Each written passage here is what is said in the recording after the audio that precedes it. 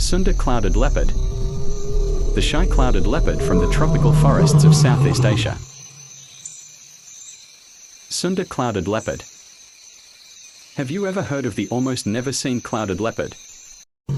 The Sunda Clouded Leopard is a very rare wild cat, found only in the forests of Sumatra and Kalimantan. Its distinctive fur has a cloud-like pattern that makes it blend perfectly with the shadows and trees. Interesting facts. It is very good at climbing trees. It can even climb down head first like a squirrel. Unfortunately, forest encroachment makes its existence increasingly threatened. If you could disappear like the Sunda Clouded Leopard, where would you hide? I was made with AI by Bang Indra, who owns this channel. Don't forget to like, share, comment, and subscribe.